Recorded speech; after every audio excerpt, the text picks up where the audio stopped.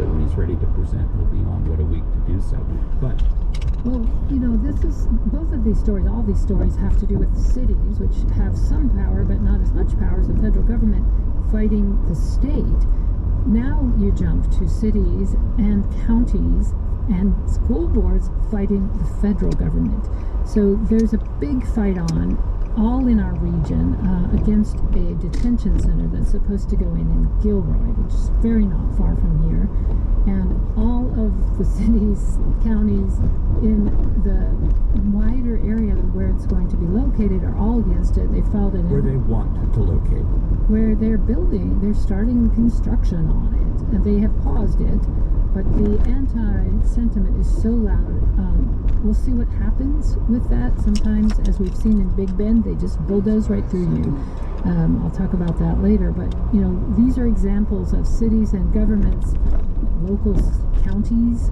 Monica Martinez was there along with Jimmy Panetta and a bunch of other people. And they joined a coalition of 26 local governments filing this amicus brief trying to stop this project in a community that has probably the highest population of immigrants living in Santa Clara County, also in Santa Cruz and Monterey County. So we'll see what happens. There's a bill called AB 1633, which would hold private detention operators accountable and direct revenue toward immigration-related legal services.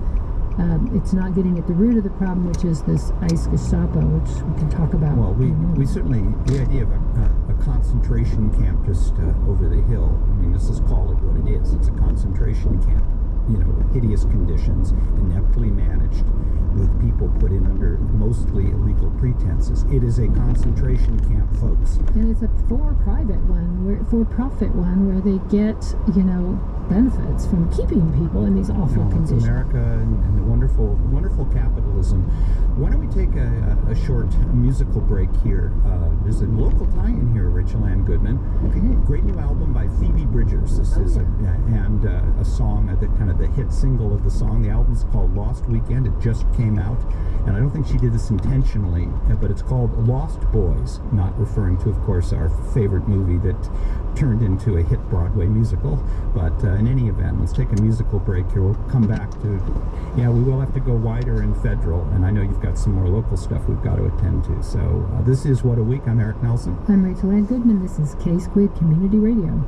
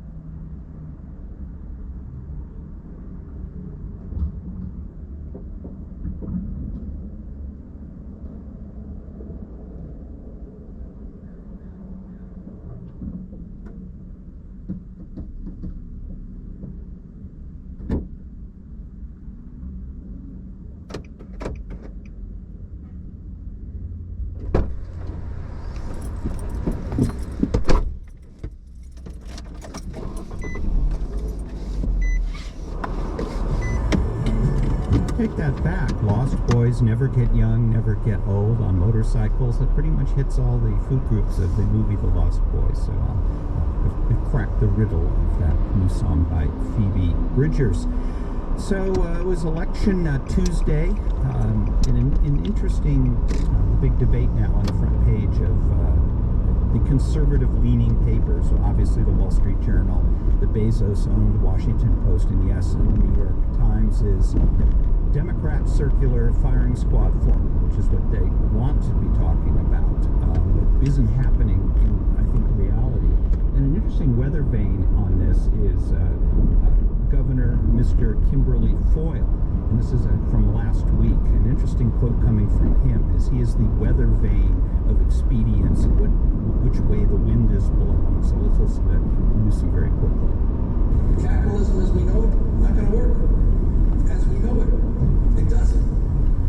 And so again, I think our party needs to call that out. Concentration, we need to call that out.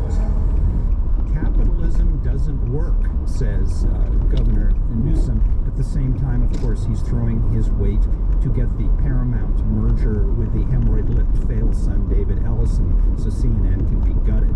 So talk about talking out of both sides of his mouth at the same time. So this isn't, I don't think that he really means that, but he thinks almost as importantly he needs to be saying that, which is an argument about the Democratic, how they're not necessarily breaking apart over this issue of scary commies. This is Speaker Moses, the Speaker of the House, on the upcoming midterms.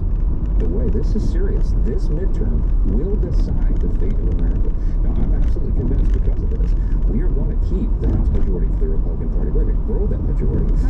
And so from races from Maine to Arizona to California to Michigan, all across the map, our common sense conservative candidates are going to be met in a general election with one of these crazy communist candidates, and I really, really like our chances. Races from or racist from, and their common sense. Common sense, yes, that's who. And then you got the obligatory commie word in there. Well, let's just listen to this. This is someone who won, not as big as expected, but won. And when we talk future of the Democratic Party, or someone who definitely puts skin in the game, this gentleman does. Abdul-Rahman Muhammad El-Sayed, the most radical Senate candidate in America. El-Sayed pledged support for the leader of the Muslim Brotherhood, a designated foreign terrorist group.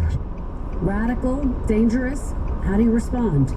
At the end of the day, it's not radical to believe that people should be able to afford their groceries. It's not radical to believe that you should have health care in this country. It's not radical to believe that you don't think the president should be able to deny elections or make $2.2 billion off of his role in office. It's not radical to believe that all of us should be able to breathe clean air and drink clean water.